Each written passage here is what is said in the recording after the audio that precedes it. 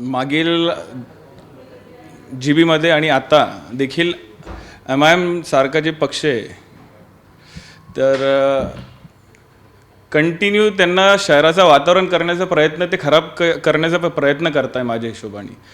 Hawker non hawker zone हे declare केला पाहिजे.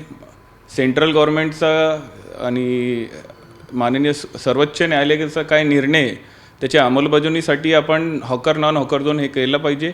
ते विषय मी माझ्या प्रभागातला जे सेन्सिटिव्ह विषय ज्याच्यामुळे दंगल घडू शकते ते दंगल नाही घडली पाहिजे म्हणून मी काय मुद्दे आणि काय विषय उठवले होते त्या संदर्भात मी प्रश्न मांडल्यानंतर त्यांना काय माहिती मागे जेव्हा अतिक्रमणाचा विषय काढला तेव्हा ते लोक पुढे आले होते, परंतु आज त्यांचे जे महिला नगरसेविका आहेत त्यांना लिहून त्यांना पुढे केला म्हणून त्यांना मी जे माझा प्रश्न होता जेव्हा मी बोलत होतो मी तेव्हा हे त्यांना सांगितलं की तुम सामने आमने आहो ना, लेडीजला पुढे करत होते म्हणून ते वातावरण काहीतरी खराब झालं. नाही, जो निधी आपल्याला दिला जातो त्या निधी संदर्भात महापौर बोलत असताना एक टिप्पणी MIMच्या नगरसेवकाने केली. ते नगरसेवक कोण होते त्यांचं नाव काय होतं, टिप्पणी काय केली त्यांनी. फिरोज खान MIMचा एक नगरसेवक आहे.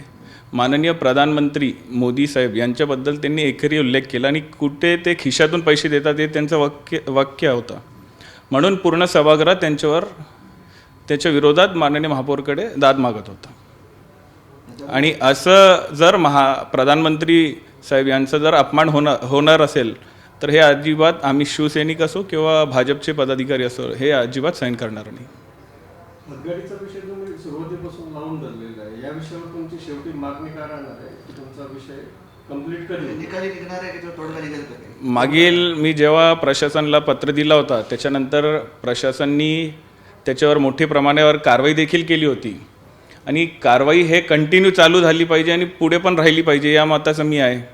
आता याचा कुठेतरी एकदा सोक्षमोक्ष झाला पाहिजे म्हणून मी हे प्रश्न सभागृहामध्ये विचारला आणि आज जरी सभा संपली पुढच्या सभा या प्रश्नापासूनच चालू होणार आहे. हा प्रश्न जोपर्यंत मिटणार नाही मी काय मागे हटणार नाही.